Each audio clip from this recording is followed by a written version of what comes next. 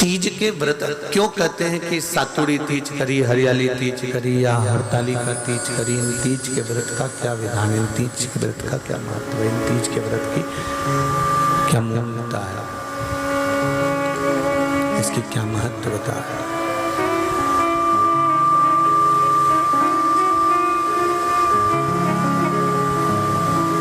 तीज के व्रत में ब्रह्मा, विष्णु और महेश,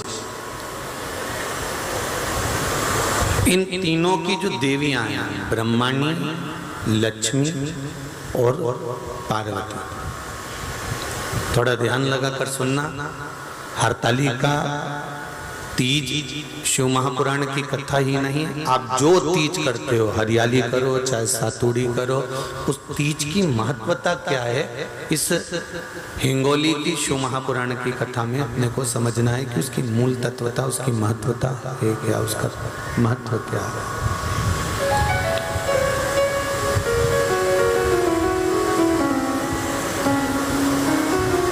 भगवान ब्रह्मा, भगवान विष्णु और भगवान शिव, इन तीनों की जो अर्धांगिनियां, ब्रह्माणी, लक्ष्मी और पार्वती, इन तीनों ने तप कर कर, साधना कर कर ब्रह्मदेव को, भगवान विष्णु को और भगवान शंकर को प्राप्त किया। और तीनों ने प्राप्त कर कर तीनों देवताओं से वर मांगा कि वर हमको ऐसा दीजिए कि हमारे तप साधना का फल नारी को तीज के दिन प्राप्त हो जाए।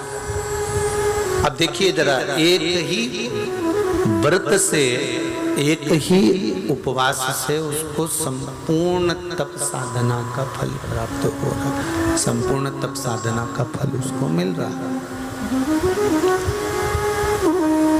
मात्र एक व्रत से। केवल एक व्रत कर रहे हैं और संपूर्ण तप साधना का फल उसको प्राप्त हो रहा है। ऐसा कोई व्रत, ऐसी कोई साधना, ऐसा कोई शंभो शरण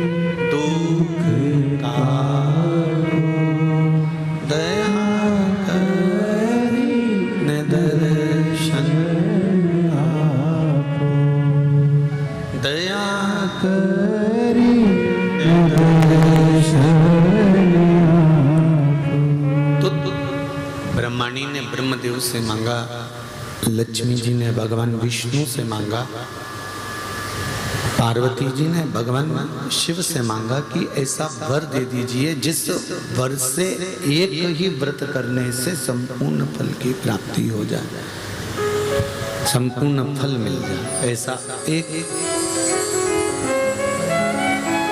व्रत का फल दे दीजिए, मात्र एक व्रत का।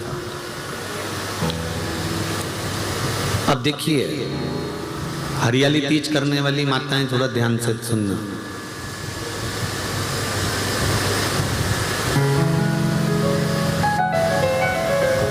हरियाली तीज जब माताएं करती हैं तो एक हरियाली तीज, एक गणगौर की तीज,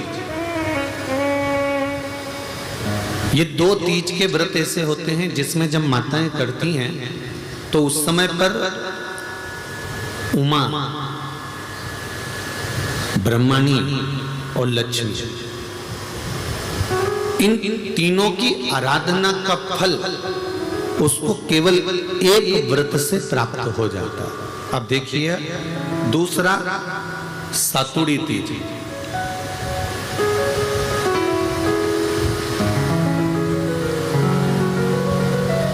इसमें उमा और महेश्वर, उमा और महेश, ब्रह्माणी और लक्ष्मी, इन चार के व्रत तप का फल एक साथ सातुड़ी तीज के दिन प्राप्त हो जाता है। अब आती है हरतालिका तीज। आप लोग करते हो हरतालिका? यहाँ लोग करते कि नहीं करते? करते हैं यहाँ पे हरतालिका? कौन कौन करता है? जरा हाथ उठाओ तो जरा। अरे सभी करते हो, रखो रखो, बहुत बढ़िया, बहुत अच्छी बात। एक आती है हरतालिका तीज। इस तीज का व्रत माता पार्वती बेल वृक्ष के आनंद के साथ में फुलेरा बनाकर करती है, और जिसमें इस हरतालिका में माता पार्वती जी के जितने जन्म पहले हुए हैं, माता पार्वती का जन्म तो 52वें नंबर का, 52 नंबर पे माता पार्वती का जन्म है। इससे पहले तो माता के 51 जन्म पहले हो चुके हैं, 51 जन्म माता पार्वती का पहले हो चुके हैं। तो वो जितने जन्म माता पार्वती पूर्व में ले चुकी हैं, ब्रह्माणी जितनी बार ब्रह्मदेव के साथ में विराजमान हो चुकी हैं, इंद्राणी जितनी बार इंद्र के साथ विराजमान हो चुकी हैं, और लक्ष्मी चाहे वो राधा के रूप में हो, चाहे वो रुक्मिणी के रूप में हो, चाहे वो सतभामा के रूप में हो, चाहे वो यमुना के रूप में हो, चाहे वो गंगा के रूप में हो, जितनी बार माता लक्ष्मी ने रूप धारण करे हैं वो सब रूप में, और माता पार्वती अपने सारे रूप में, ब्रह्माणी अपने सारे रूप में, लक्ष्मी अपने सारे रूप में इस हरतालिका तीज के व्रत को करने के लिए आतुर रहती हैं। और इस व्रत को कर कर एक दिन में ही संपूर्ण विश्व का जितना तप है, साधना है, उपवास है, सबका फल एक साथ एकत्रित कर लेती हैं केवल एक व्रत में, हरतालिका तीज। अब एक बात ध्यान से सुनिएगा, सारे व्रत, आपका अगर स्वास्थ्य खराब हो गया तो आप व्रत छोड़ सकते हो। जितने भी व्रत आप लोग कर रहे हैं पूर्व के, सोमवार, मंगलवार, एकादशी, छठ, पंचमी, चतुर्थी, अगर आपका स्वास्थ्य खराब है तो आप उस व्रत को छोड़ सकते हो, सारे व्रत को छोड़ सकते हो। पर तीज का जो व्रत होता है, हरतालिका जो व्रत होता है, ये व्रत एक बार लेने के बाद जब प्राण छूटते हैं तभी ये व्रत समाप्त होता है, अन्यथा बीच में ये व्रत समाप्त नहीं होता। ये व्रत समाप्त होता ही नहीं है। अगर शरीर से नहीं बनता कि अब हमारी अवस्था हो गई, अब शरीर से नहीं बन रहा है, तो भले एक पहर की पूजन कर कर, एक पहर का नियम धारण कर कर, एक पहर का स्मरण कर कर, एक पहर का पूजन व्रत धारण करो, और उसके बाद में भले आप थोड़ा सा जो भी आपको लेना है वो कर लो, पर इस व्रत को करना ही पड़ता है। इस व्रत का नियम ही यही है, इस व्रत की नियमता ही यही है। शिव महापुराण की कथा संपूर्ण जगत के कल्याण हेतु हिंगोली नगर में जो चल रही है, शिव कथा कर रही है। 24,000 श्लोक की ये शिव महापुराण की कथा है, जिसका एक शब्द भी हमारी जिंदगी में उतार सकते हैं, एक शब्द भी हम अपने जीवन में यदि उतारते हैं, एक शब्द को भी हम अपनी जिंदगी में उतारते हैं तो हमारा जीवन सार्थक हो जाता है। एक शब्द भी अगर हमने अपनी जिंदगी में उतारा तो उसकी सार्थकता उत्पन्न हो जाती है, उसका आनंद उत्पन्न हो जाता है, उसका फल हमको मिलने लगता है। महाराज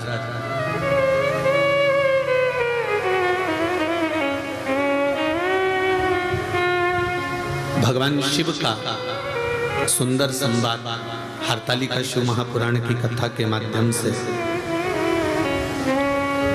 श्रवण करें, बड़े आनंद के साथ में इस व्रत की महत्वता को श्रवण करें।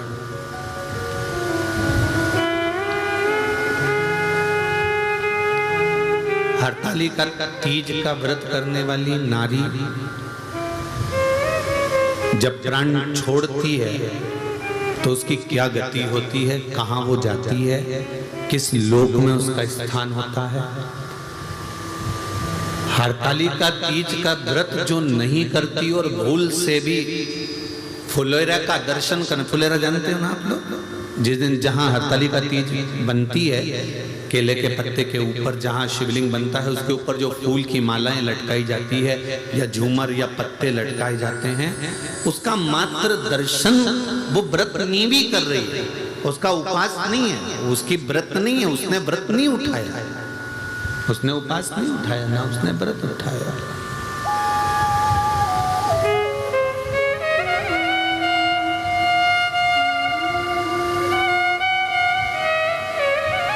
और यदि व्रत उसने नहीं उठाया है और नहीं व्रत उठाने के बाद भी अगर व्रत नहीं कर रही है, उसके बाद भी अगर किसी सहेली ने कह दिया, किसी बेस्ट फ्रेंड ने कह दिया कि नहीं नहीं तुझे मेरे यहाँ पर आज हरतालिका है, तू आ जाना है, थोड़ी देर बैठना, भजन गाना, चले जाना, और भूल से तुम्हारा मन नहीं भी है, नहीं तुम्हारा मन, इसके बाद भी तुम चले गए, इसके बाद भी अगर तुम पहुंच गए, वहां चले गए,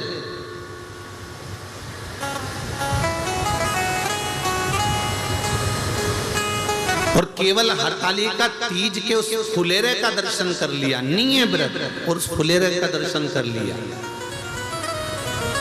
तो महाराज शिव महापुराण की कथा, स्कंद पुराण की कथा बड़ा सुंदर वर्णन करती है कि हजारों हजार 16 सोमवार संकट सोमवार का जो पुण्य होता है, मात्र हरतालिका तीज के फुलेरे का दर्शन करके जीव को प्राप्त हो जाता है।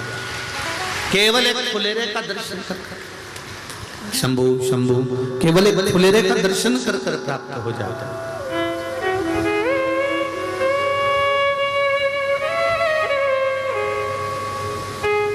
शंभु शरणे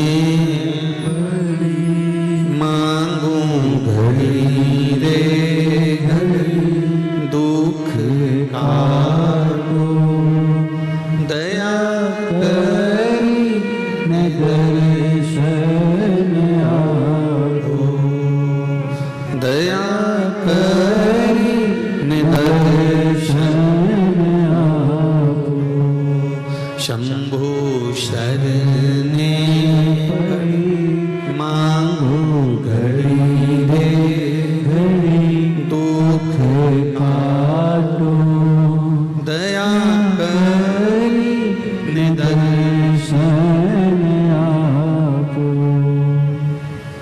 पर शिव महापुराण की कथा कहती है, एक बड़ा सुंदर संवाद वर्णन किया गया कि जिस दिन हरतालिका व्रत हो या सातुड़ी तीज हो या हरियाली तीज हो या गणगौर की तीज हो, ये नारी करती क्यों है, इसका व्रत का विधान क्या है, क्या क्यों करा जाता है?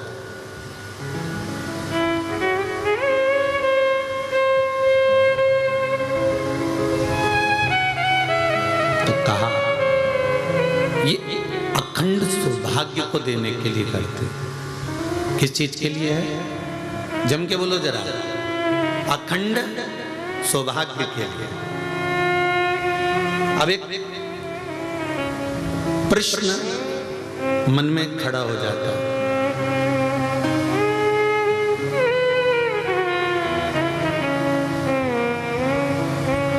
माता के गर्भ से 2 बच्चे भी जन्म लेते हैं ना, तो वो 1 मिनट 2 मिनट 5 मिनट के गैप से जन्म लेते हैं। बोलो सही है गलत है? जुड़वा बच्चों ने भी जन्म लिया तो एक साथ जन्म नहीं लिया, थोड़ा सा समय आगे पीछे हो गए।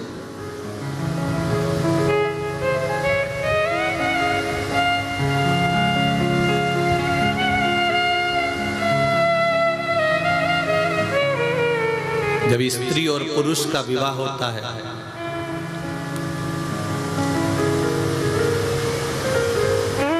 जब वो विवाह के बंधन में बंधते हैं,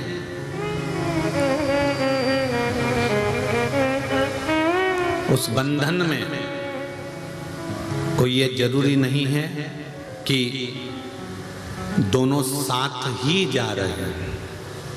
ध्यान देना, बहुत विशेषता का ये संवाद है। पर नारी की एक अभिलाषा रहती है, स्त्री की एक अभिलाषा,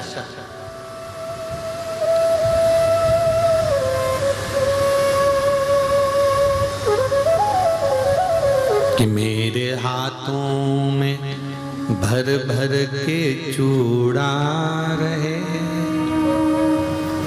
मेरे हाथों में भर भर के चूड़ा रहे, और मैया कोई काम ना, और मैया कोई काम, मेरे मस्तक पे कुमकुम की बिंदिया रहे, मेरे मस्तक पे कुमकुम की बिंदिया रहे, और मैया कोई काम। हे माँ, हर नारी का एक भाव, संसार में जो नारी का मंगल विवाह होता है वो विवाह के समय पर परमात्मा से ये मांगती है कि मेरा अखंड सौभाग्य हो, अखंड चूड़ा हो, और मेरे प्राण मेरे जाने के बाद मेरे पति के कंधे पर मैं शमशान तक जाऊं। ये प्रत्येक नारी के हृदय की बात है, प्रत्येक नारी। कोई एक की बात नहीं है, ये प्रत्येक के दिल की बात है कि हम अपने पति के कंधे पर, अपने पुत्र के कंधे पर शमशान तक जाएं। अब कई बार बड़ा दिक्कत खड़ी हो जाती है जब मान लो इतना तुमने भगवान से मांगा, इतना तप करा, इतनी साधना करी, इतना व्रत करा, इतना उपास करा, इतना नियम धारण करा, उसके बाद भी अगर कोई घटना हो जाती है, कोई जीव चला जाता है, तो स्त्री को ये सोचने में आता है कि मैंने तो भगवान की इतनी पूजन करी थी, इतनी अर्चना करी थी, इतना व्रत करा था, अब मुझे तो कुछ करना ही नहीं है, अब तो मैं करूंगी नहीं, अब तो मैं ये हरतालिका व्रत भी मैं छोड़ दूंगी और ये हो जाएगा। पर शिव महापुराण का संवाद तो सुनो।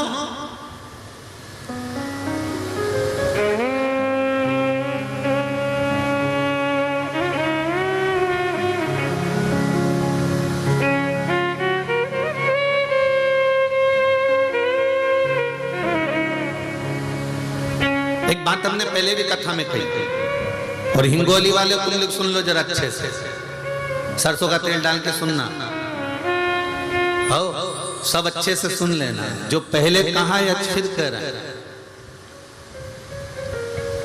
भगवान नहीं सुन रहा ना, फिर भी उसके मंदिर जाते रहो।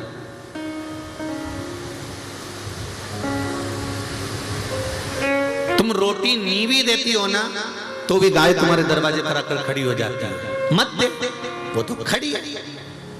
एक दिन नहीं देगी, 2 दिन नहीं देगी, कभी तो तेरा मन पसीचेगा और डब्बा खोल के रोटी लाकर गाय को देगी, तो वो खड़ी है, खड़ी है।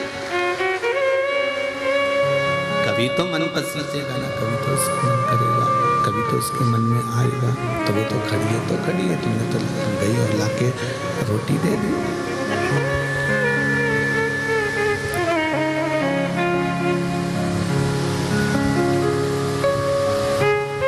अब जो होना था हो गया, घटना तक घट गया। परशु महापुराण की कथा कर रही है, व्रत नहीं छोड़ना, व्रत हरतालिका का करते रहना। क्या होगा उससे, क्या फल मिलेगा उससे? भजन गाते रहना, शिव की आराधना करते रहना, शंकर का स्मरण करते रहना, क्या फल मिलेगा उससे? तो कहा ये कोई पूर्व का कर्म का भोग होगा जिसके कारणवश हम अखंडता लेकर नहीं गए, पर हमारा जब अगला जन्म होगा तब हम अखंड सौभाग्यवती होकर जाएंगे, ये निश्चित है। अखंड व्रत धारण करने वाला, अखंड व्रत को करने वाला फिर अखंडता ही लेकर जाता है, ये निश्चितता हो जाती है उसकी, ये उसकी निश्चितता है।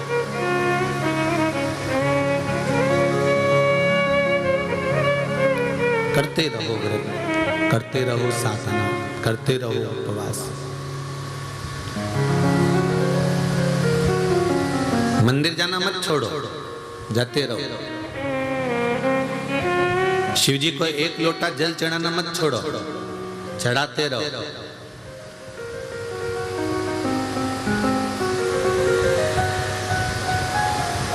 मध्य प्रदेश में बहुत पानी गिर रहा है, हिमाचल में गिर रहा है, उत्तरांचल में गिर रहा है, उत्तराखंड में गिर रहा है, उत्तर प्रदेश में गिर रहा है, गुजरात में खूब पानी है।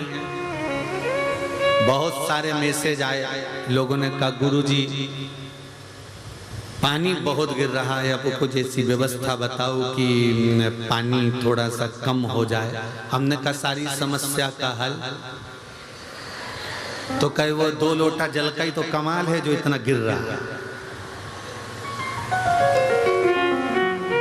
जो इसका चढ़ाया है उसी का तो गिर रहा है, और फिर कह रहे हो कि 1 लोटा। जाते रहो, निवेदन करते रहो, प्रार्थना करते रहो, सुनेगा। तुमने कहा जल चढ़ाने से जल बंद हो जाएगा क्या? हमने कहा तुमने दिल से मांगा कहाँ? पाँव में अगर कांटा चुभ जाता है तो कांटे को भी कांटे से ही निकाला जाता है।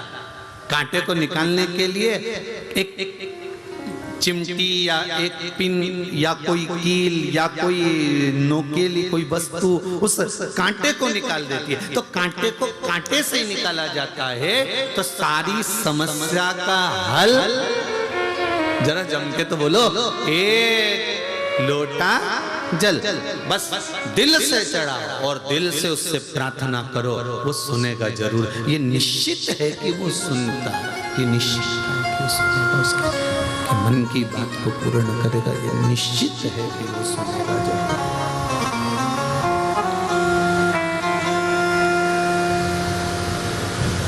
सुनेगा वो, ये निश्चित है। महाराज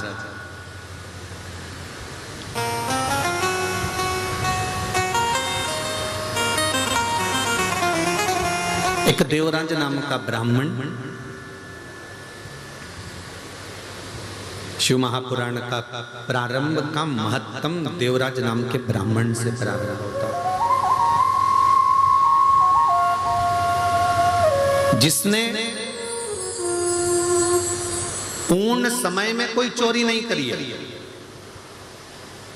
पूर्ण समय में कोई गलत काम नहीं किया, जिसने पूर्ण समय में कोई बेकार काम नहीं करा, केवल उसने अगर शंभु पूर्ण समय में उसने बेकार काम नहीं करा, पूर्ण समय में उसने चोरी नहीं करी, पूर्ण समय में उसने गलत काम नहीं किया। उसने गलत काम कब करा? जब वो एक वेश्या के चक्कर में पड़ गया।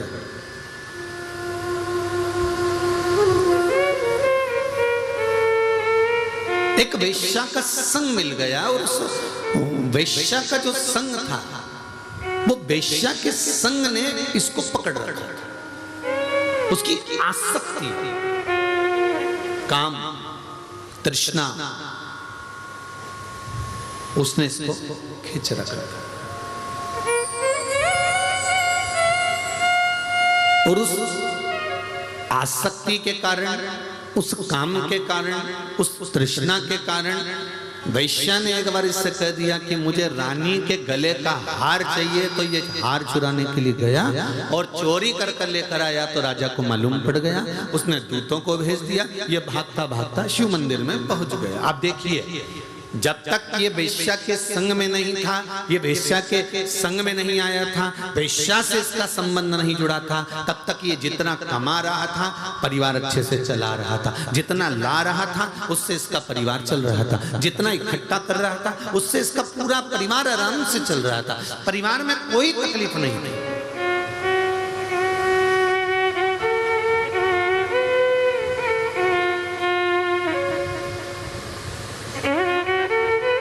ये जितने भी आप हो, संसार के जितने लोग हैं जो शिव महापुराण की कथा सुन रहे हैं, बड़े ध्यान से सुनना। जब तक आप परिवार के प्रपंच में, गलत लोगों के प्रपंच में नहीं पड़ते, तब तक आपकी बहुत सारी कामनाएं या तमन्नाएं नहीं रहती। आप तो भगवान से जब छोटे रहते हो ना, तब भगवान से थोड़ा ही मांगते हो, बस एक छोटा सा घर हो, छोटा सा आनंद हो, भगवान की कृपा हो, मैं रोज मंदिर में पूजन करूं। जब तक माताएं कुंवारी रहती है ना, शादी नहीं होती, तो ये भगवान की पूजन भी करती है, सेवा भी करती है, अर्चना भी करती है, भगवान से तीज का व्रत करेगी तो बहुत अच्छे से करेगी। जब कुंवारी रहती है बाकायदा मेहंदी भी लगाएगी, सूट भी पहनेगी, साड़ी भी पहनेगी, खूब सजेगी धजेगी, कुंवारी अवस्था में मंदिर भी जाएगी, पूजन भी करेगी, तीज का व्रत, चतुर्थी का व्रत, छठ का व्रत, पंचमी का व्रत, जो व्रत करती है कुंवारी अवस्था में वो सब बहुत अच्छे से करती है। जब शादी हो जाती है, बच्चे हो जाते हैं, परिवार के झंझट में जब माताएं पड़ जाती है, जो बेटी इतने आनंद में व्रत करती थी, जो बेटी इतने रात भर भजन गा गा कर व्रत करती थी, जब परिवार के चक्कर में पड़ जाती है, फिर तो मेहंदी अब मैं बाद में लगवा लूंगी, अब रहने दो, अब ऐसा करती हूँ थोड़ी सी नाम की लगा लेती हूँ, थोड़ी सी नाम की लगा लेती हूँ, और थोड़ी सी नाम की लगा ली। फिर सास ने कहा बेटा अभी तो तेरी शादी हुई है, 2-3 साल तो हुए शादी को, अच्छे से मेहंदी लगा, अच्छे से तीज का व्रत कर, अच्छी अच्छी साड़ी पहन, खूब तो घर में साड़ियाँ रखी है, एक से बढ़कर एक पहन। अरे मम्मी बस अब मुझसे बनता नहीं है, तो कहीं डोकरी हो गई, बनता नहीं है।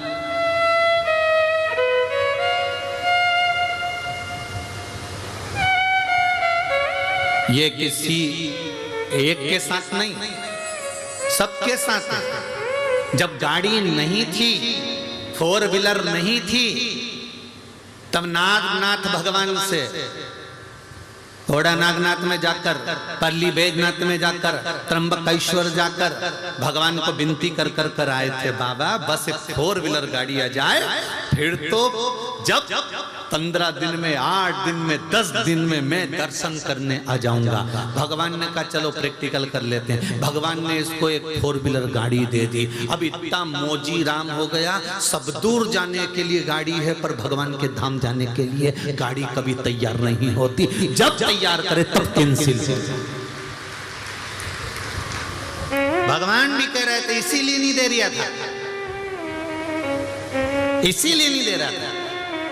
जब तक शादी नहीं हुई, भगवान हरतालिका तीज का व्रत, मम्मी मैं सब तैयारी कर दूंगी, ऑफिस से आएगी, कुंवारी है, ऑफिस से आकर भी तैयारी कर लेगी, खूब आराम से श्रृंगार विंगार करेगी, खूब बड़े प्रेम से, शादी नहीं हुई उससे पहले खूब तैयारी, ढोलक बजा बजा के भजन कीर्तन सब करेगी।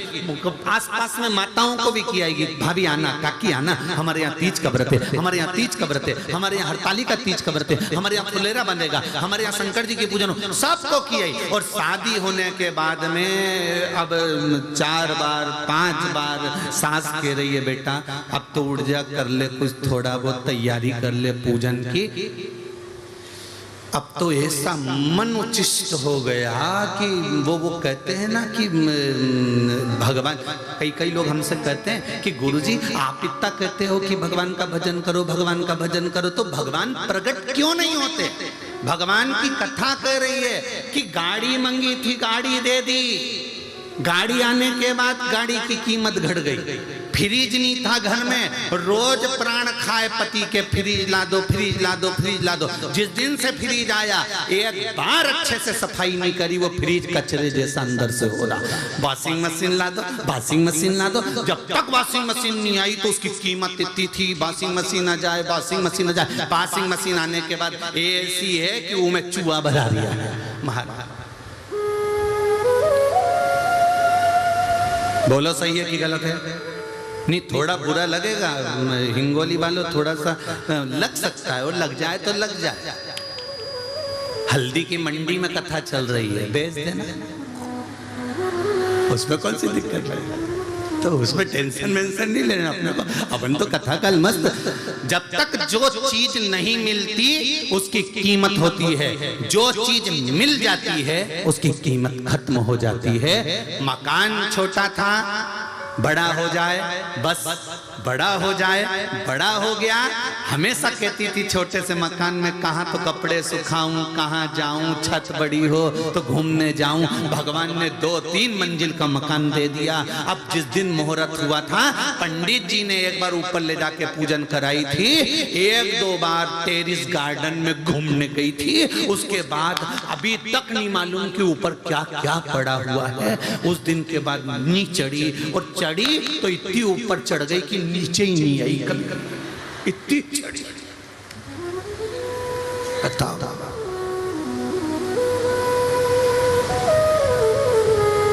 अब लोग कहते हैं हमसे कि गुरुजी आप कहते हो कि भगवान का भजन करो, तो भगवान प्रकट क्यों नहीं होता? तो भगवान इसलिए प्रकट नहीं होता कि गाड़ी मांगी, गाड़ी दे दी, गाड़ी की कीमत खत्म हो गई। 2 व्हीलर नहीं थी, 2 व्हीलर मांगी, 2 व्हीलर की कीमत मन से तो खत्म होगी ना।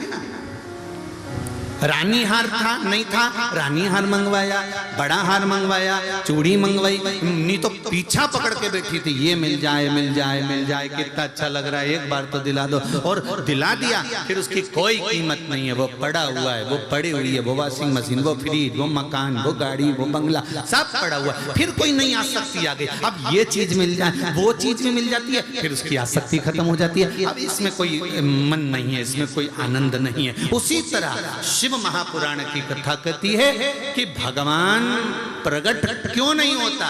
भगवान ने कहा तूने पूजन अर्चना करी और मैं प्रकट हो गया, तो तेरी मुझे पाने की आसक्ति फिर खत्म हो जाएगी, फिर तू मुझे पाएगी निश्चित। इसलिए भगवान चाहता है कि यह आसक्ति आपके भीतर, परमात्मा को पाने की आसक्ति आपके भीतर प्रकट रहे।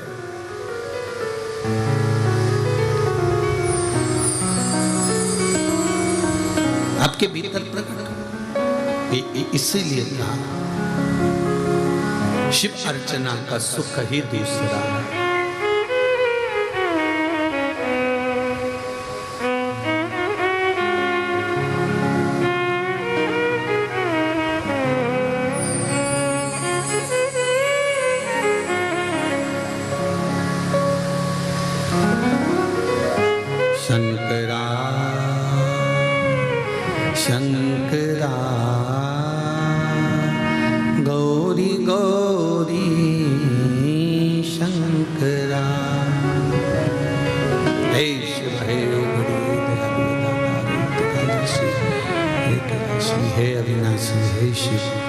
करुणा करने वाले हे दाता,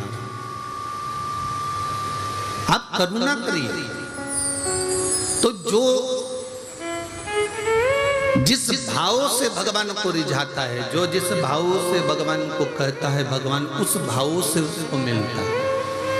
भगवान प्रकट कभी नहीं होगा, भगवान तुम्हारे सामने आएगा कभी नहीं, पर यह निश्चित है कि तुम्हारा भगवान काम कर कर चले जाए।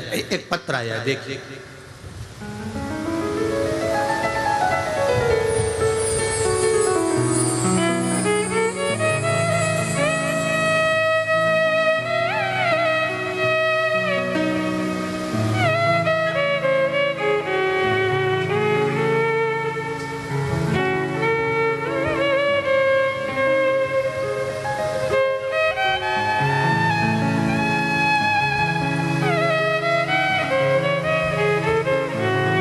मीना जायसवाल नागपुर महाराष्ट्र से आई हैं। कहीं बैठी हो मीना जी तो दोनों हाथ हिलाइएगा, खड़े होकर दोनों हाथ हिलाइए। जहां भी कहीं बैठे हो तो हाथ हिलाइए। आप ही हैं, दोनों हाथ हिला दो एक बार। हर हर महादेव। मैं मीना जायसवाल नागपुर महाराष्ट्र से आई हूँ गुरुजी। हालांकि मैं 12 अगस्त 2022 को मेरी बहन और उनका परिवार अयोध्या दर्शन के लिए गए थे। वहां से 14 अगस्त 2022 को हम नेपाल पशुपतिनाथ दर्शन को जाते समय रास्ते में मेरी बहन की तबीयत अचानक खराब हो गई और वो बेहोश हो गई। उसका शरीर ठंडा पड़ गया। तभी हमने रास्ते में एक छोटे से गांव में डॉक्टर को दिखाया और ऑक्सीमीटर से उसको चेक करा तो वो ब्लैंक आया। उसको शरीर में कुछ था ही नहीं। ऐसा लग रहा था कि वो समाप्त हो चुकी है। तब हमने वही ऑक्सीमीटर दूसरे को लगाकर देखा तो उसको मीटर चल रहा था। बहुत देर हो चुकी थी, शरीर ठंडा हो गया था। तब बाबा पशुपतिनाथ का नाम लेकर श्री शिवाय नमस्तुभ्यम का जाप दीदी के कान में करना प्रारंभ किया। गुरुदेव बाबा की कृपा देखिए, जो ठंडी हो चुकी थी, जिसका ऑक्सीमीटर में श्वास आना बंद हो चुका था, उसी को आधे घंटे के बाद बाबा का केवल श्री शिवाय नमस्तुभ्यम का नाम लेकर जो पानी दिया मुख में 2 बूंद, और बाबा की कृपा से उस ऑक्सीमीटर ने काम करना प्रारंभ कर दिया। उसकी श्वास वापिस आ गई। श्री शिवाय नमस्तुभ्यम। बैठिए। एक पत्र और है, गला बहुत पकड़ रहा बाबू, खींच।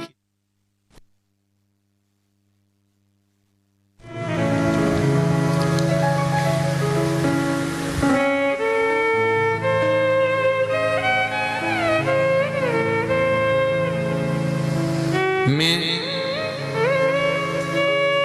बालाराम सिंह लक्ष्मण सिंह ठाकुर, मालेगांव बाजार, तहसील तेलारा, जिला अकोला, महाराष्ट्र से हूँ। कहीं बैठे हो तो हाथ हिलाइएगा। दोनों हाथ हिला दो। अच्छा ऊपर चढ़े हो कोई बात नहीं। राधे। श्री शिवाय नमस्तुभ्यम। गुरुजी, श्री शिवाय नमस्तुभ्यम मंत्र की क्या महत्वता है। मेरा पोता जिसका मैंने फोटो लगाया है, फोटो भी भेजा है उन्होंने, ये पोते का फोटो है।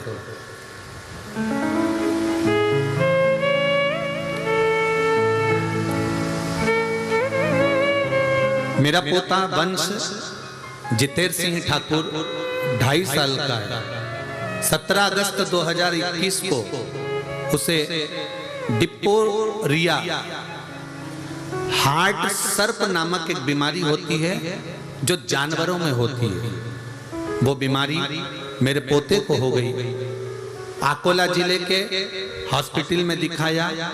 हॉस्पिटल वालों ने कहा कि इसका इलाज मुश्किल है कि बच पाए। गुरुदेव बड़े बड़े डॉक्टरों को दिखाया, मुंबई ले जाया, परंतु उसका कोई फल प्राप्त नहीं हुआ। तब श्री शिवाय नमस्तुभ्यम कहा, मंत्र का जाप किया। एक डॉक्टर से बात करी तो डॉक्टर ने कहा एक इंजेक्शन लगता है, अगर वो लग गया तो उसमें गारंटी नहीं है कि ये बचेगा कि नहीं बचेगा, परंतु इंजेक्शन लगवा लो। गुरुदेव बाबा से विनती करी, अब करें क्या। श्री शिवाय नमस्तुभ्यम का जाप किया, शिव जी पे चढ़ा, पानी देना प्रारंभ करा, बेलपत्र का भाग दिया। डॉक्टर का चलकर फोन आया कि आप इंजेक्शन लगवाओ, मैं गारंटी देता हूं कि अब ये बच्चा ठीक हो सकता है। और बाबा की कृपा से मेरा पोता ठीक हो गया। ये शिव जी की कृपा है। नहीं तो कभी कोई डॉक्टर इतने सिचुएशन में गारंटी ले ही नहीं सकता। गुरुदेव जब मुंबई तक के डॉक्टर ने मना कर दिया, सबने कह दिया कि नहीं हो सकता, नहीं हो सकता, नहीं हो सकता। भक्ति में कार्य होना ये शिव की कृपा के बिना नहीं हो सकता, शंकर की करुणा के बिना नहीं हो सकता। बैठिए भाव, बैठिए। श्री शिवाय नमस्तुभ्यं। तेरी कृपा बिना नहीं एक भी अणु लेते हैं सांस तेरी कृपा से तनो तनो। हे गंगधार मुक्ति द्वार ओंकार तू भोले ओंकार तू आयो शरण तिहारी शंभु तार तार तू।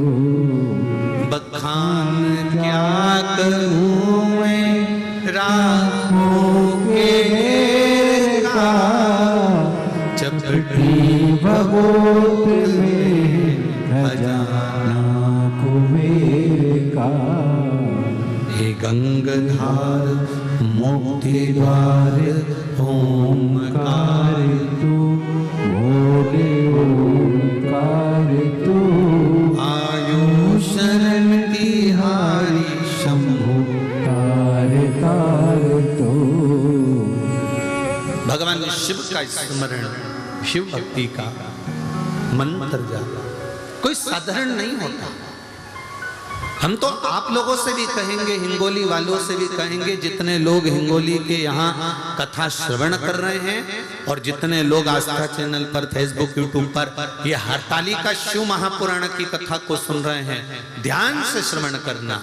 मेरा बाबा, आप जिस भाव से शिव महापुराण की कथा में जाकर बैठते हो, जिस भाव से भगवान का भजन करते हो, ये निश्चित है कि 3 महीने में मेरा भोलेनाथ आपकी झोली पर ही बैठता है।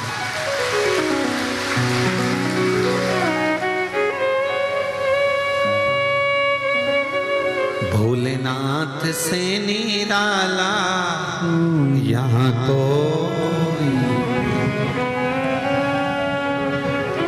कोई नहीं रे, यहाँ कोई नहीं, कोई नहीं रे यहाँ कोई नहीं। भोलेनाथ से निराला यहाँ कोई नहीं। भोलेनाथ से निराला यहाँ कोई नहीं। शंभुनाथ से निराला यहाँ कोई नहीं। शंभुनाथ से निराला यहाँ कोई नहीं। हर महादेव है।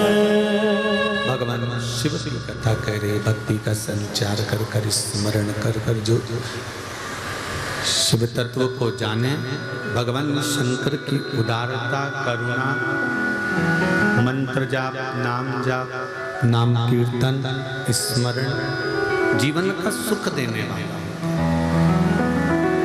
जिस मंत्र को वेदव्यास जी ने शिव महापुराण में वर्णन किया है, उस मंत्र को आप सब साथ में बाबा से अपने दिल की बात करते हुए कि हरताली का शिव महापुराण की कथा में हिंगोली से श्रवण कर रहे हैं, हिंगोली में बैठकर सुन रहे हैं। बाबा इस कथा को श्रवण करें और आपकी कृपा हो, हमारे मन की अभिलाषा पूर्ण करें। यह बात ध्यान में रखते हुए जितने आस्था चैनल पर कथा सुन रहे हैं, जितने फेसबुक यूट्यूब पर सुन रहे हैं, जितने इस पंडाल में बैठकर कथा सुन रहे हैं, वो बाबा से भाव से निवेदन करेंगे। श्री शिवाय नमस्तुभ्यं।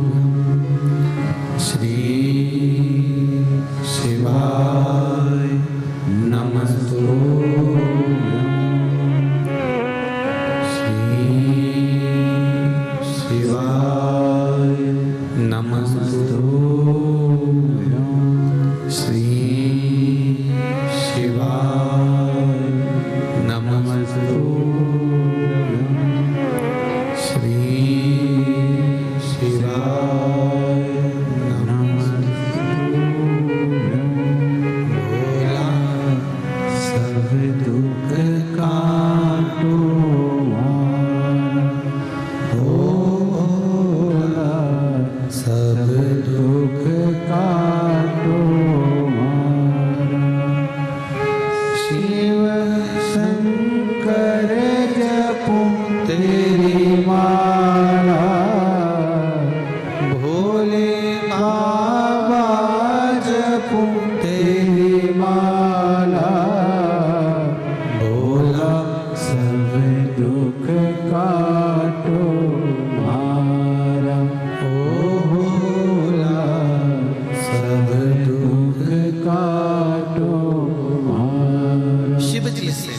के हृदय की बात कहकर भगवान शंकर से प्रार्थना करे, जो जीवन का सुख देने वाला, आनंद देने वाला वो देवाधिदेव महादेव है। वो भगवान शंकर ओगरदानी, तरकालदर्शी, कैलाशी, अविनाशी, वो शिव है। शिव महापुराण कह रही है, देवराज नामक का ब्राह्मण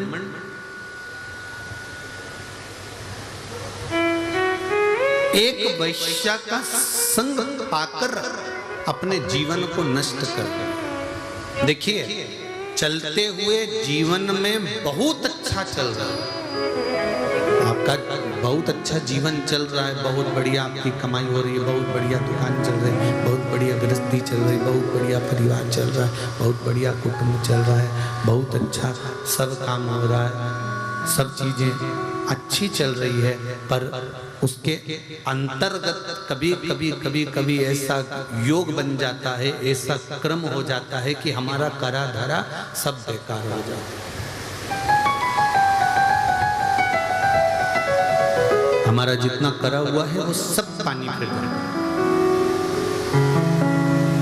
25-50 लाख रुपए तुमने कमा लिए, इकट्ठे कर लिए, बैंक में भी आ गए, बहुत कुछ तुमने प्राप्त कर लिया, पर कई बार तुम जब और अच्छा करने का सोचते हो ना कि ये मैं और कर लूंगा, और तो तुमने फिर कई विचार करा कि ये काम करता हूँ कि मैं डब्बे का काम कर लेता हूँ, ने शेयर मार्केट का काम कर लेता हूँ, फिर ही तो बैठा हूँ, घर में से ही कर लूंगा।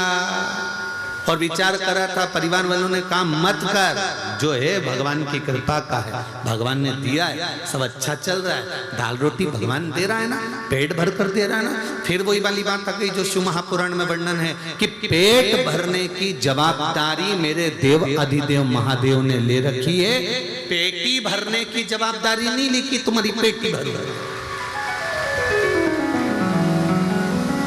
क्योंकि पेटी ना तुम जन्म के समय पर लेकर आए थे, ना पेटी तुम वापिस मरने के बाद लेकर जाओगे।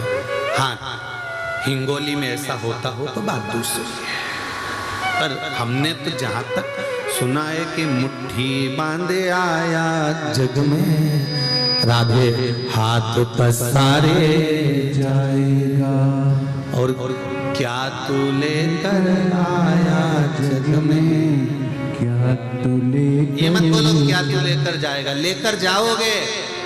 जो हिंगोली वालों, तुमने 7 दिन की शिव महापुराण की कथा इस हिंगोली नगर में श्रवण करी है, ये तुम्हारा पड़ोसी लेकर नहीं जाएगा, ये अपन अपने साथ लेकर जाएगा, ये कोई दूसरा लेकर जाने वाला नहीं है।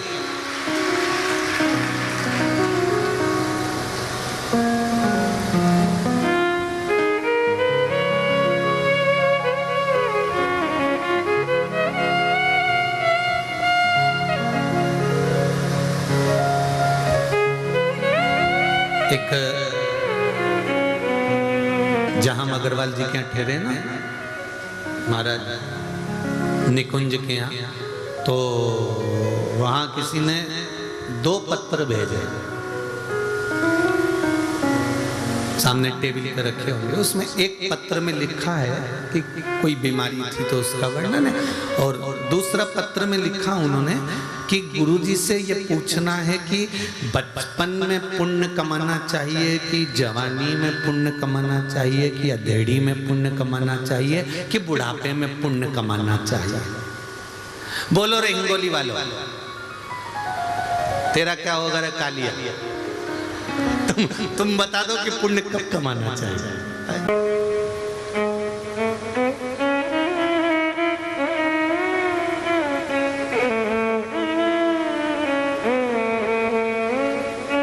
भगवान तो केवल आपसे इतना चाहता है कि आप बचपन हो, जवानी हो, अधेड़ी हो, बुढ़ापा हो, जब आपको समय मिले तब आप स्मरण में लग जाओ। एक लोटा जल शिव, मात्र एक लोटा जल हमारे जीवन की सारी समस्या का हल कर देता है। एक पत्र आया है, देखिए।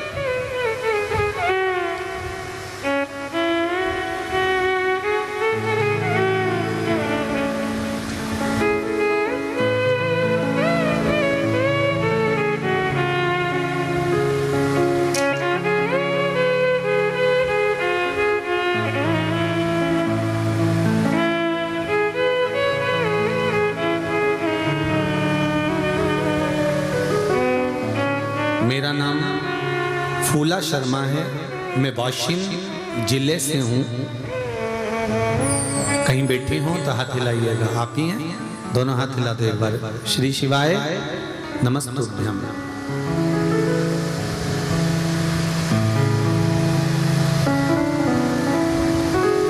मैं वाशिम जिले से हूँ। गुरुजी, हम पहले शिव जी के मंदिर में साल में एक बार जाते थे, या तो शिवरात्रि पर या श्रावण के महीने में। ये केवल शर्मा दीदी आप ही का जीवन नहीं, ऐसे कई लोग थे जो शंकर के मंदिर में केवल साल में शिवरात्रि पर जाते थे, या कभी सोमवार को या कभी श्रावण महीने के सोमवार को चले जाते। पर वो तो भोलेनाथ की कुछ ऐसी कृपा हो गई, जो अब शंकर के मंदिर जो खाली रहते थे वो शिव की कृपा से रोज भरे मिलते हैं। ये शिव कृपा। साल में एक बार हम मंदिर जाया करते थे, लेकिन टीवी पर आपकी आस्था चैनल पर कथा आई और हमने शिव महापुराण की कथा सुनने से शिव की महिमा का एहसास हुआ। और अब मैं हर रोज मंदिर जाती हूँ और साथ किसी ना किसी को लेकर भी जाती हूँ। गुरुदेव, मेरे पेट में गठान हो गई थी, डॉक्टर ने ऑपरेशन करने का बोल दिया था। टीवी के माध्यम से कथा सुनने से और मंदिर में एक लोटा जल और एक बेलपत्र, उस जल को चढ़ाकर लाकर पीना चालू करा, बेलपत्र खाना चालू करा। गुरुदेव, बाबा की कृपा से दूसरी जब जांच कराई तो मेरे पेट की गठान गल चुकी थी। अब डॉक्टर कह रहे हैं तुम्हारे शरीर में गांठ नहीं है। बैठो बहन। श्री शिवाय नमस्तुभ्यम।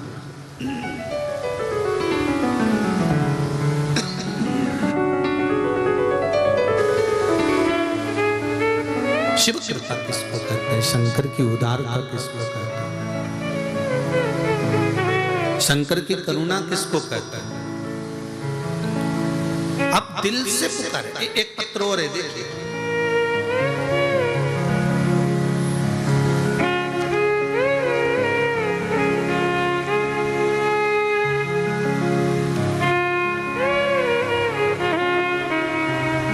गुरुजी,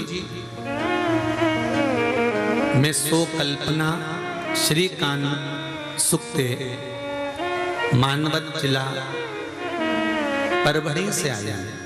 कहीं बैठी हो तो हाथ हिलाइएगा। आप ही हैं? श्री शिवाय नमस्तुभ्यम। दोनों बच्चे साथ लाए हो, बधाई आपको बहुत बहुत।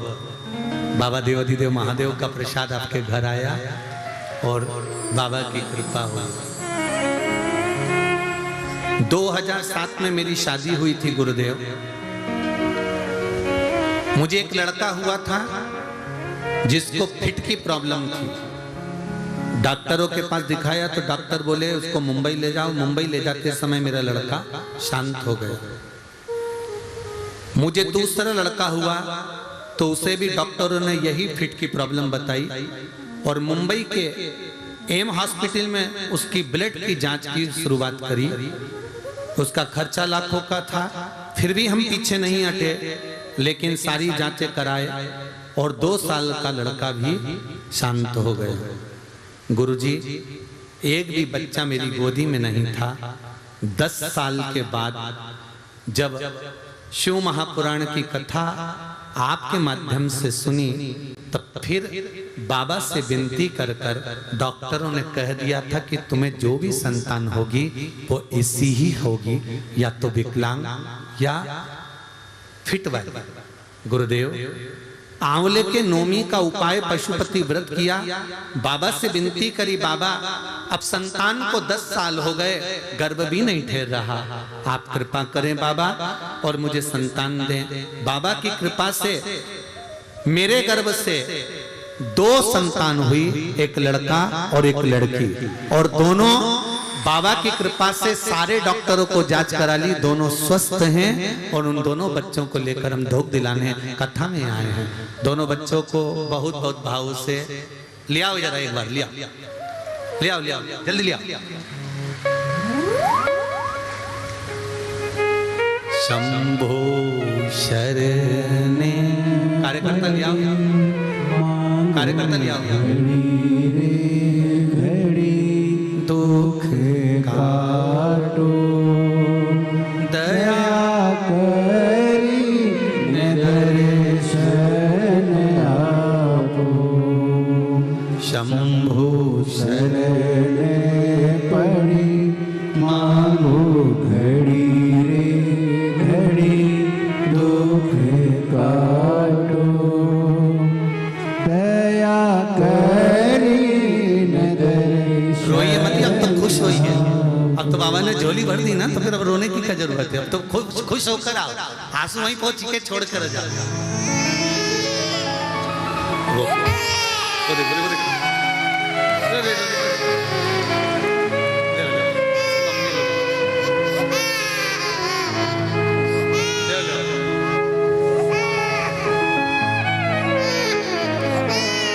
उसकी मम्मी को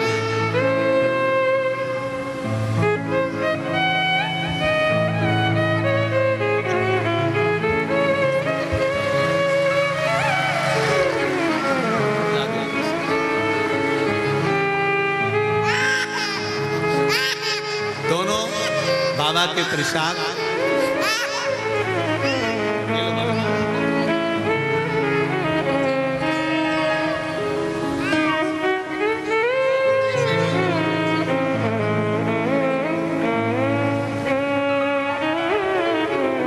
यही वही पत्र निकालना। बहुत बहुत बधाई, एक बार जोरदार ताली बजाकर बधाई दो। शिव प्रसाद भगवान शंकर की करुणा ऐसी ही बनी रही। शिव तत्व है।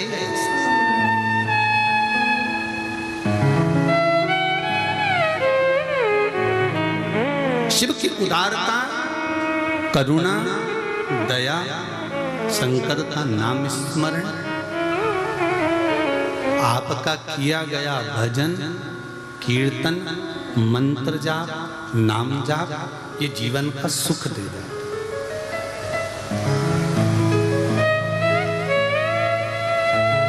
अब दिल से बोलो उसको, आप दिल से पुकारो उसको, दिल से सुनता।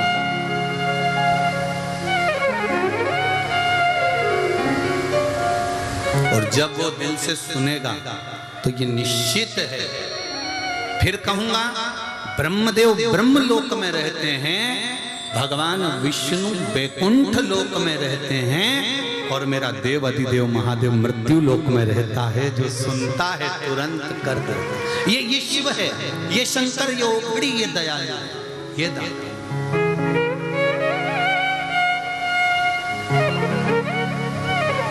उसकी उदारता इतनी, उसकी करुणा इतनी। महाराज देवराज नामक का ब्राह्मण एक वैश्या का संग पकड़कर अपने जीवन को नरक बना लिया। कभी कभी ऐसा योग बन जाता है, कभी कभी ऐसा समय आ जाता है कि हमारी चलती हुई अच्छी गाड़ी, हमारा चलता हुआ अच्छा समय, हमारा चलता हुआ अच्छा जीवन किसी थोड़े से लोभ में, काम में, आसक्ति में, तृष्णा में, वासना में फंस कर नरक हो।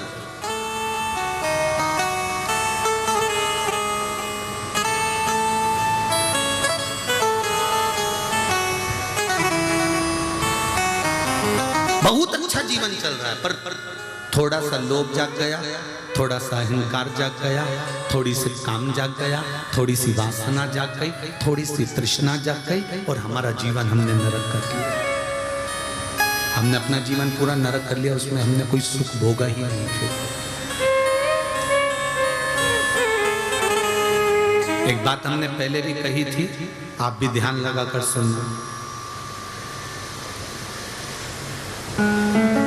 10 मिनट का बेकार किया गया कर्म ना जाने कितने सालों तक भोगना पड़ता है।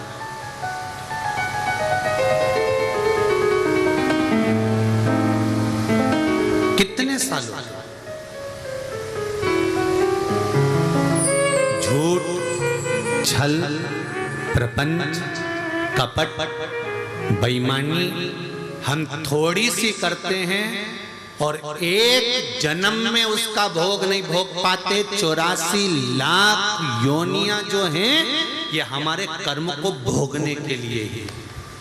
तो गुरुजी एक छोटा सा झूठ, छल, बेईमानी, कपट, प्रपंच से क्या इतना भोगना पड़ता है? इतना भोगना पड़ता है?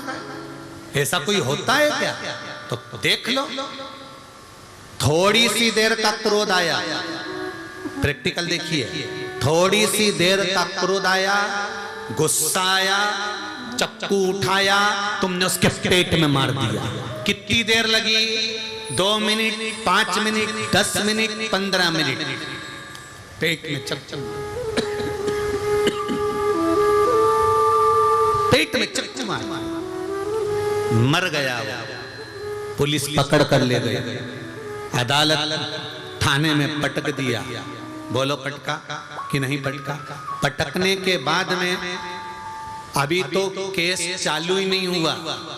2 साल, 15 दिन, 20 दिन, 25 दिन, 1 साल, 1.5 साल तो केस चलता ही रहा। 2 साल तक केस चलता चलता, जब तक पड़े रहो, सड़ते रहो, गलते रहो, और केस चलते चलते फिर जज ने निर्णय सुनाया, फिर मालूम पड़े 10-20 साल फिर निकाल दिए। अब सोचो 10 मिनट के क्रोध ने, 10 मिनट के गुस्से ने चक्कू उठाया, बंदूक उठाई, तलवार उठाई, डंडा उठाया, और 10 मिनट का गुस्सा था उसमें, उसने 10 मिनट में, 5 मिनट में ऐसा काम कर दिया कि 10-20 साल उसको नरक जैसा जीवन भोगना पड़ा। तो जरा सा क्रोध आया था और 20 साल भोगना पड़ा। तो यही तो शिव महापुराण की कथा कहती है, एक झूठ, एक प्रपंच, एक छल, एक कपट, एक बेईमानी, थोड़ा सा किया गया गलत काम 84 लाख योनियों में पटक पटक कर भोगना पड़ता है। पटक और 84 लाख योनियां भोगने के बाद फिर यह मनुष्य का शरीर मिलता है। काय के लिए? भगवान कहता है अब मानव का शरीर दे रहा हूं, आखिरी बिंदु है, इस बिंदु को तूने पहचान लिया और मानव के शरीर को जान लिया। ये हीरे की तिजोरी तुझको दी है, इस हीरे की तिजोरी को जान जाना। केवल खाया, कमाया और जोरदार खजूर की चोटी, कड़ी ने एसी का रूम, ने डनलप का गद्दा, खूब चकाचक सोया, ने 25 और 50 लाख की गाड़ी में खूब घूमा। तो एक बात का अंदाजा लगा कर रखना कि 25 लाख की गाड़ी में घूमने वाला भी 25 रुपए के लोटे में भराकर हरिद्वार चले जाता है। शान और अकड़ में जिंदगी मत जीना, मैंने कराई, मैंने करा, मैंने किया। और जितने लोग भी शिव महापुराण की कथा को यहाँ करवा रहे हैं या आगे भी हमारी जो कथा होने वाली है, उनसे भी निवेदन है, कभी छाती ठोक कर मत कहना कि कथा मैंने कराई। कथा तो मेरा देवाधिदेव महादेव कराता है, आप नहीं, शंकर कराता है। शंकर करता है और शंकर ही सुनता है। हमारी सामर्थ्यता नहीं है कि हम कुछ कर सकते। अंदाजा निकाल दो, छोड़ कि हमने कुछ करा। वो तो जो स्वर्गीय दुर्गा प्रसाद जी अग्रवाल जो जीव गया है और जिसके निमित्त से सीहोर में आकर यह कथा ली गई थी, उनके पुत्र ने समीर जी को, आशीष जी को कहा था हमारे पिता के निमित्त से लेना। हम जब ही समझ गए थे कोई साधारण व्यक्ति नहीं, कोई शंकर का ही भगत गया होगा जो हिंगोली को तारने के लिए ये कथा लेकर जा रहे हैं। कोई साधारणता नहीं हो सकती। और जितने लोग इस कथा को सुन रहे हैं, भले आस्था चैनल पर सुने, फेसबुक यूट्यूब पर सुने, हरताली का शिव महापुराण की कथा को आप लोग श्रवण कर रहे हैं, जरा ध्यान से सुनिए, ध्यान से स्मरण करिए। और जितने लोग यहाँ बैठकर सुन रहे हैं, दिल लगाकर सुनना, बार बार नहीं मिलती शिव महापुराण की कथा, बार बार नहीं मिलती। इतने सालों के बाद महाराष्ट्र को 2 कथा मिली है और इसके बाद फिर 1-2 साल के बाद नंबर लगेगा, क्योंकि कथा इतनी रहती है कि समय मिलना भारी। कहीं शिव की कृपा से एक परली बैजनाथ और दूसरी हम तो कहेंगे हिंगोली नहीं, नागनाथ भगवान को कराना थी। उनने कहा मैं काय को खाली रही हूँ, तो उनने करा दी। हम तो यही समझेंगे क्यों नागनाथ सुन रहे हैं। वो परली बैजनाथ में हुई थी तो इनने उधर इशारा कर दिया। जैसे ट्रस्टी होने रहते ना, मंदिर के ट्रस्टी, परली के ट्रस्टी और नागनाथ के ट्रस्टी, उधर से उन्होंने फोन करके बोल दिया होगा कि ऐसी ऐसी बात है और दर्शन कराना है, महाराज आ रहे हैं। तो आपस में बैद्यनाथ और नागनाथ की भी बात हो गई होगी, निकला है महाराज। परली में कथा हो गई है तो हिंगोली भी हो जाए। तो बाबा की कृपा थी और कहीं शिव की कृपा होती है तब जाकर ये शिव महापुराण की कथा मिली। ये उसकी करुणा, कोई कहना नहीं। 7 दिन परिवार वालों को भी फोन करके कह देना, रे भैया जिसको कथा सुनना है तो आओ, परंतु निवेदन है 3 घंटा मेरे से फालतू की बात होगी नहीं और मैं घर में रहूंगी नहीं। मैं तो चली हिंगोली की मंडी। जी बिल्कुल कह देना, अपने से तो बोलना ही नहीं। 7 दिन अलमस्त आनंद के साथ चकाचक, अपने कई टेंशन। तो खाना कौन बनाएगा? तो बनाने की जरूरत क्या है, कूपन लो जा, या कौन सा माथा पच्ची जा। मैं तो चली वृंदावन राना, मेरे तो भाग जगे राणा जी तेरे महलों में आने लगे, राणा जी तेरे महलों में आने लगे। शिव कथा कह रही है महाराज। देवराज ने वो एक वैश्या का संग पाकर गलत कर्म कर लिया और उस वैश्या के कहने पर राजघराने में पहुंचकर चोरी कर ली। चोरी का हार लेकर चला, उसके पीछे राजा के दूत दौड़ने लगे। सैनिक दौड़ते दौड़ते दौड़ते दौड़ते उसके पीछे गए। वो दौड़ता हुआ शिव जी के मंदिर में छुप गया जहाँ शिव महापुराण की कथा चल रही थी। थोड़ी सी कथा उसकी श्रवण में गई, थोड़ी सी कथा उसके कानों में गई और जो कथा उसके कानों में गई उस कथा का फल क्या मिला कि बाहर निकला, बेलपत्री के वृक्ष के नीचे उसके प्राण छूट गए। रुद्राक्ष की माला, भस्म का तिलक, चंदन, बेलपत्र, जो शिव को समर्पित होने वाली वस्तु है वो साधारण होती ही नहीं है।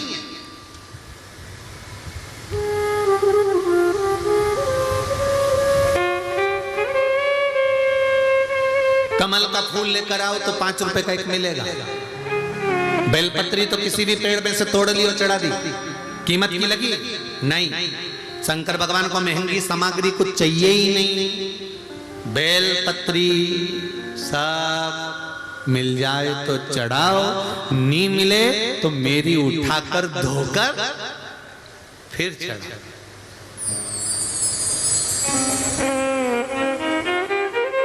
वापिस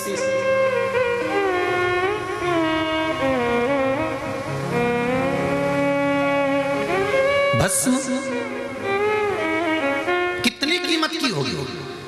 अरे गोबरी लाओ, कंडा गाय का गोबर की गोबरी जलाई, भस्म तैयार, शिव को लगाई।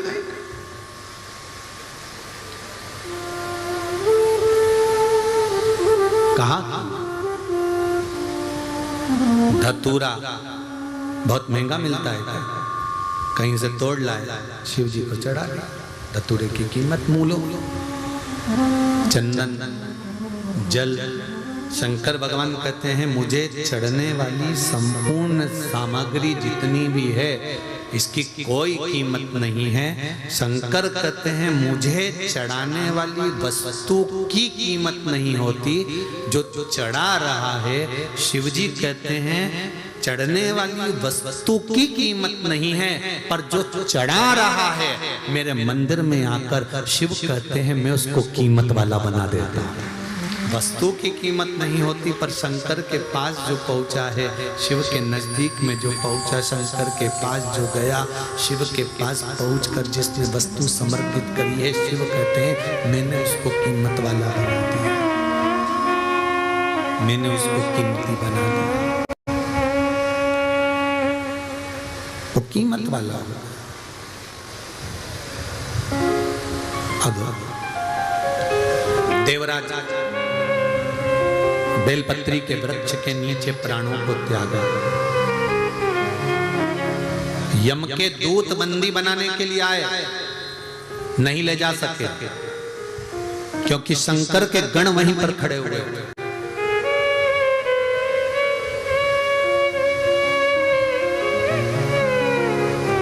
शिव के गण वहीं पर है।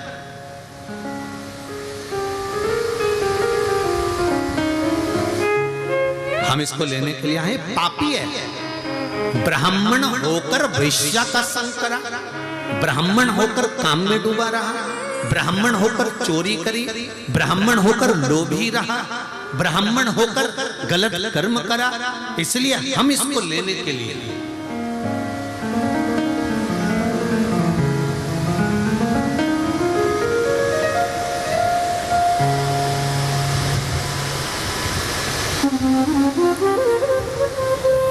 पर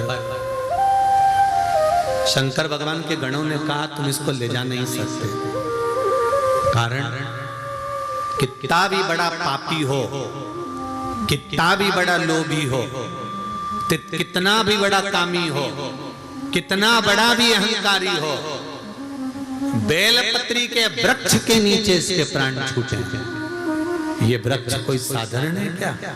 जिस वृक्ष के नीचे 64 योगनियां, जिस वृक्ष के नीचे लक्ष्मी झाड़ू लगाती हो, जिस वृक्ष के नीचे नारायण भगवान शंकर का गुणगान करते हो, जिस वृक्ष के नीचे ब्रह्मा बैठने के लिए तरसते हैं, जिस वृक्ष के नीचे इंद्र पारिजात वृक्ष को लाकर भी समर्पित कर कर छोटा बन गया, जिस वृक्ष के नीचे 33 कोटि देवता बैठकर भगवान शंकर से वर प्राप्त कर लेते हैं, जिस वृक्ष के नीचे पापी से पापी जीव का भी उद्धार हो जाता है, उस वृक्ष के नीचे ये बैठा है जहां इसके प्राण छूटे।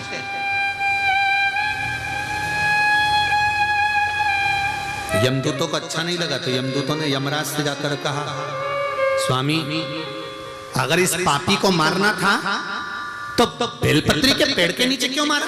इसको कहीं दूसरी जगह मार देता, हम पकड़कर रस्सी में बांध कर फिर यम लोग लेकर जाते। इसको बेलपत्री का वृक्ष क्यों मिला? क्या कारण था? क्या कारण था कि इसको बेलपत्री का वृक्ष मिला मरते समय? उसका कारण क्या था? यमराज ने धर्मराज से पूछा, धर्मराज ने चित्रगुप्त महाराज से पूछा, तो चित्रगुप्त महाराज ने इसकी लेखनी पढ़कर बताया कि इसके प्राण बेलपत्री के पेड़ के नीचे क्यों छूटे। उसके पीछे एक कारण था, इसकी माता शंकर जी के मंदिर में जाकर बुआरी काटती थी, पोछा लगाती थी, दीप जलाती थी, शिव जी को एक लोटा जल समर्पित करती थी। माता का पुण्य पुत्र के काम आ गया और वो पुण्य आज इसको बेलपत्री के वृक्ष के नीचे ले गए।